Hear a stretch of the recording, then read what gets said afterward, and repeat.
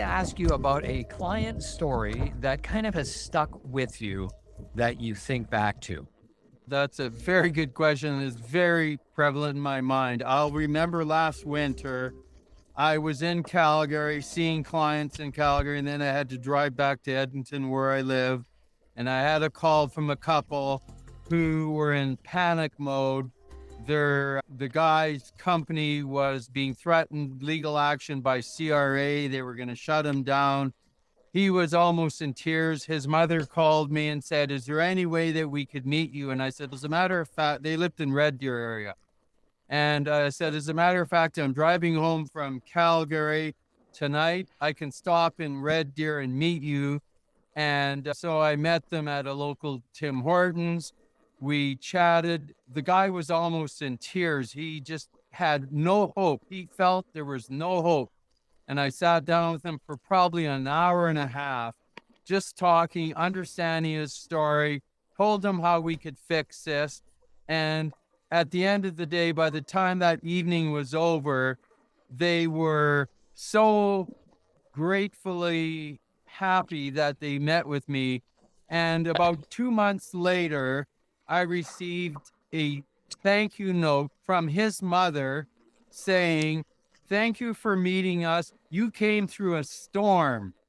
It was ugly that night. It was a vicious storm. And you came through and you met with us. And you know what? You saved my son's life." That just brought tears to my eyes. I thought, my God, she didn't have to do that, but she did it. And it made me feel so good because it was so rewarding. And that man now today has got back on his feet and he's thriving. And that just makes my heart so great and warm. He had a daughter who was acting up because he was under so much stress. He wasn't being the dad that she wanted him to be.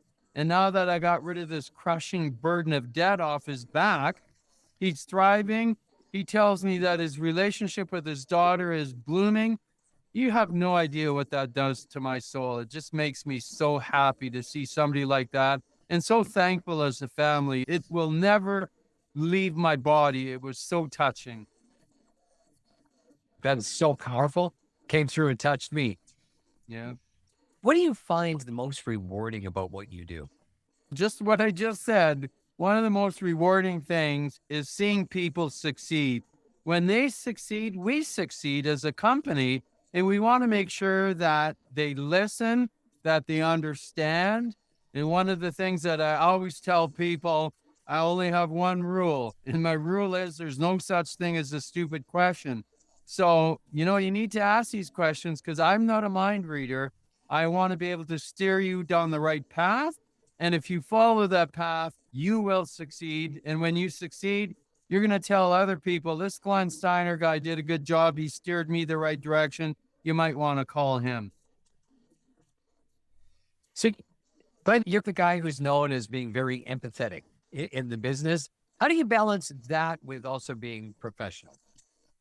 It is a balancing act. There's definitely no doubt about it. But at the end of the day, as I said, you need to be empathetic, but you also have to follow the rules. If you follow down a wrong path and you're too empathetic, you want to make sure that you're not compromising the rules or the regulations that you are expected to follow as a licensed insolvency trustee. So I've had people say, "Can't you just look the other way and ignore this tax-free savings account?" And the answer is, I'm sorry, we have to disclose it. How we deal with it and how the creditors want you to deal with it, we'll talk about that. But I can't just shuffle this under the rug and say you didn't have it. That's not my style. We need to make sure that we have full disclosure and transparency. I spent 15 years with the Office of the Superintendent of Bankruptcy, making sure that trustees complied to the act. And that's what I plan to continue to do in my career in the private sector.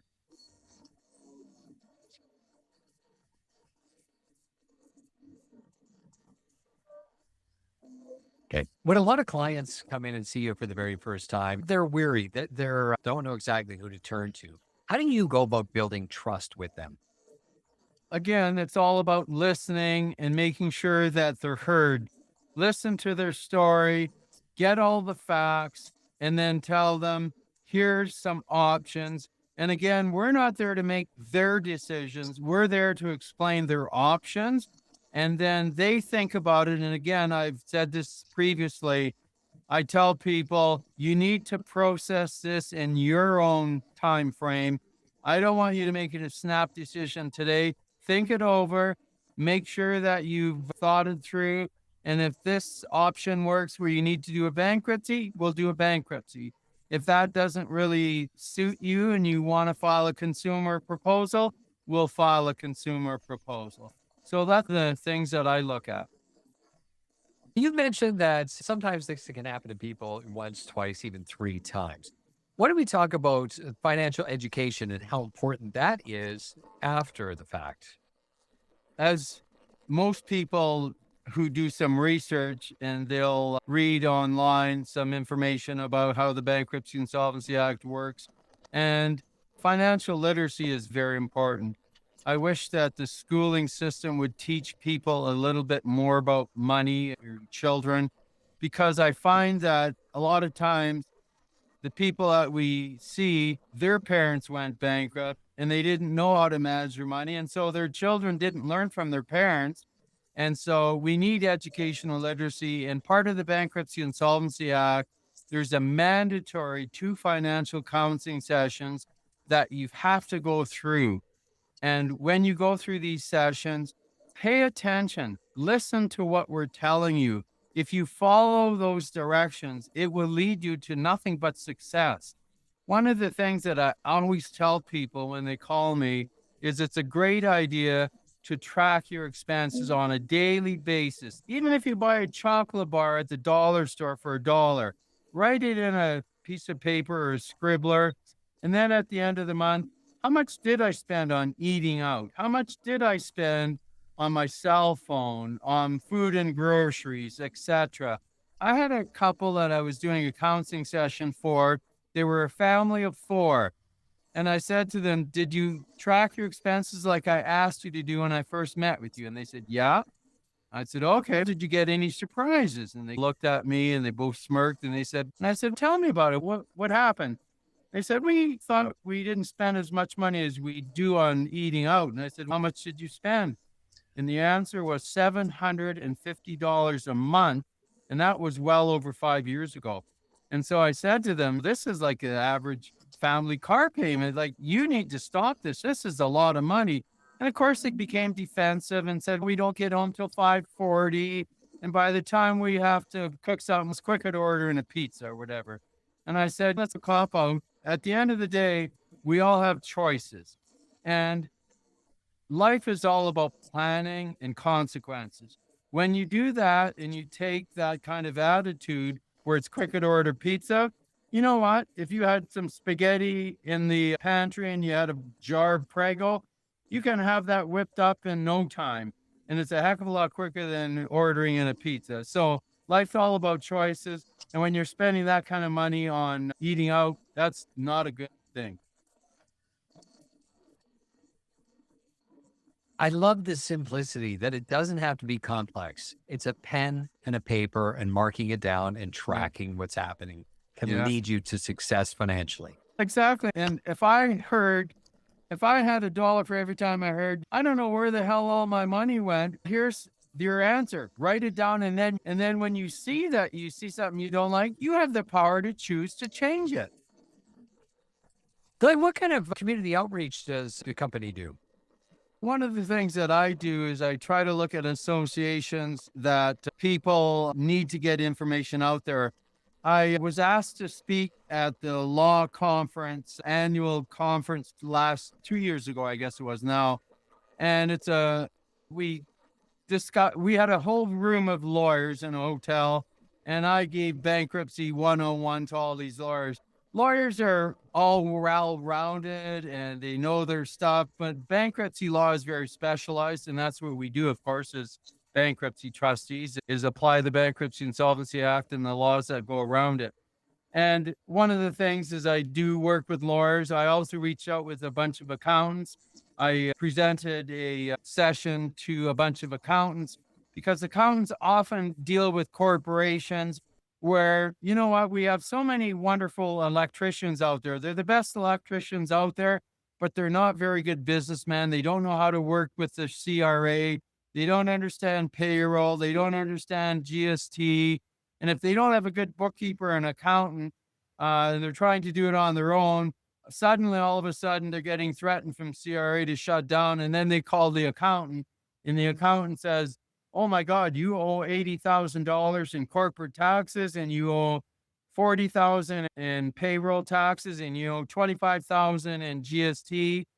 The guy is a great electrician, but he's not maybe good at doing business work.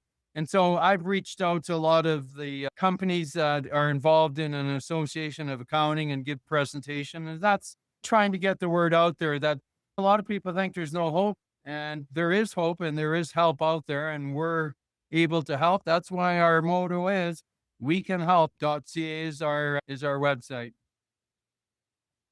Outside of work, what does Glenn, the man, do to keep you grounded? I am very much a family man. I very much try to do a balanced work life. I am a member of the Kinsman Club of Alberta, or Kinsman Club of St. Albert, actually. I volunteer my work. We do community work that helps the greatest needs, and we do fundraisers. We help build playgrounds, and we help donate to organizations like the Safe House in St. Albert, where women or men are getting beaten, and we provide a safe haven for them where we fund the housing of that program. And it gives me great pleasure to see my volunteer work raising money to help people that need help, that they can't help themselves because of their circumstances. So even outside of work, you're there helping people. I'm always out there helping people. I love helping people. What message do you want people to hear who are struggling with debt right now? I want them to know that there's always a solution, whether it's bankruptcy, proposal, refinancing, borrowing money from family and friends. There's always hope. Please don't give up. Don't think that you're a bad person. I've always told people bad things do happen to good people. And a lot of times that is so true in life. People, because of whatever circumstances brought them through our doors, it's really no fault of their own. And I go back to my motto: bankruptcy is all about giving an honest but unfortunate debtor a fresh start. And that's what we're there to do for them.